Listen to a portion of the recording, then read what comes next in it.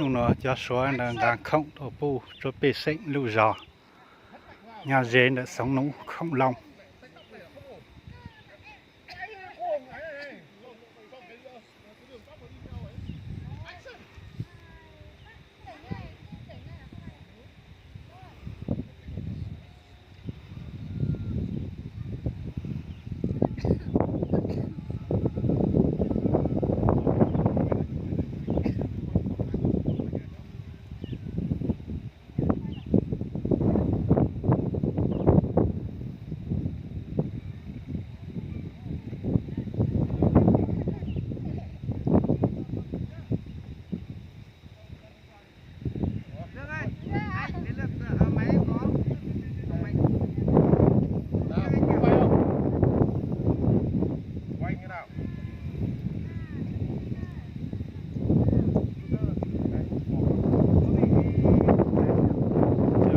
Số nhà nhà tọa cầu làm bộ bóng đá Hà Nội.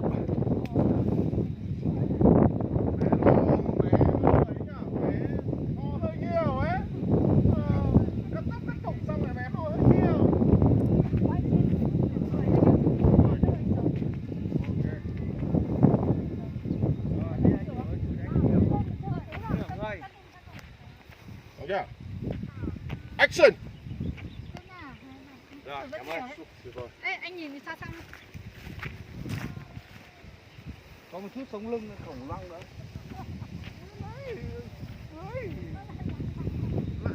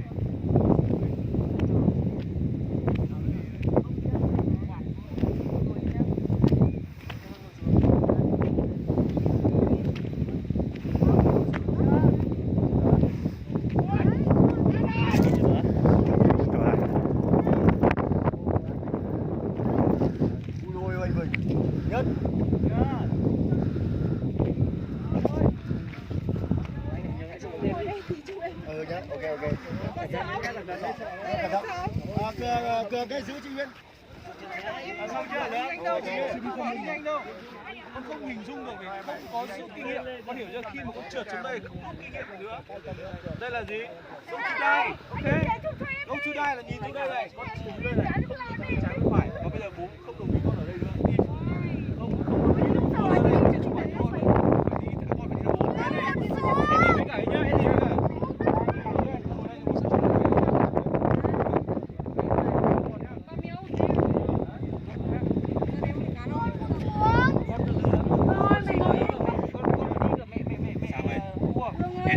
Em đi với cả. Anh đi ở đây bố bảo này. Anh đi từ từ đã. Anh đi ở đây.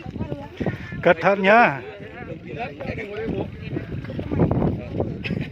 Gông chu đai đấy nhá. Đây là gông chu đai luôn nhá.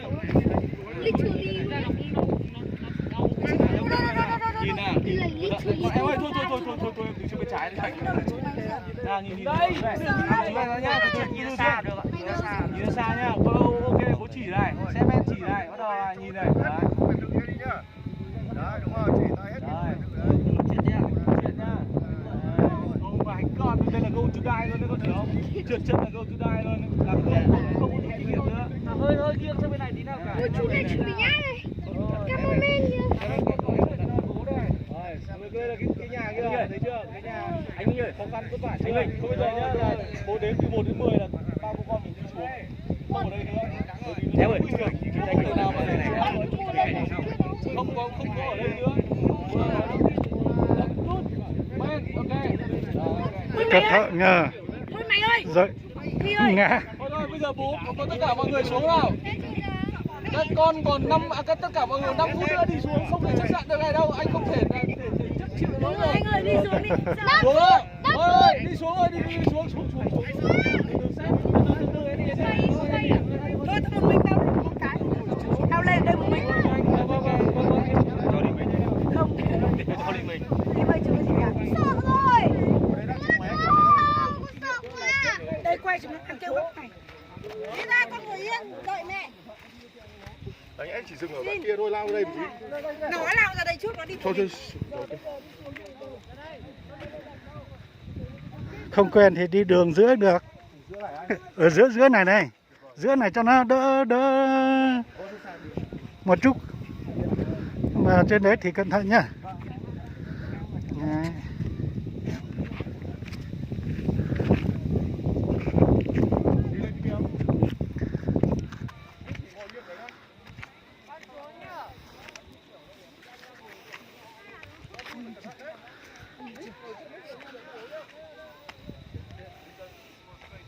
Làm gì đấy?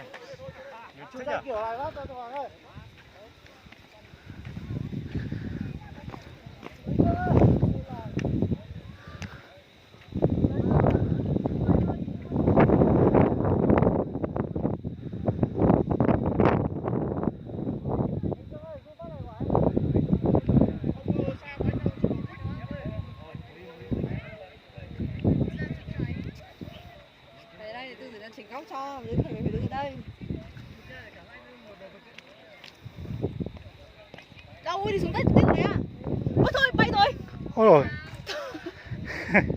Đi lấy mũ em, đi lấy mũ em.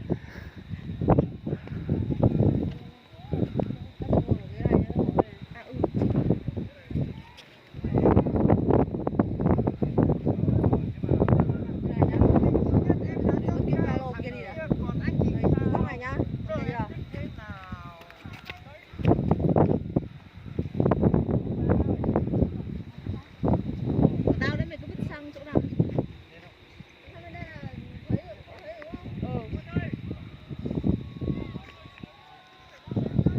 Chị ơi chị.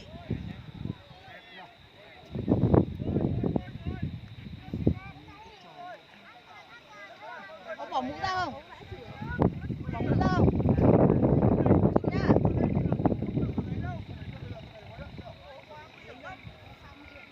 Thẳng lưng lên. Tạo dáng liên tục đi.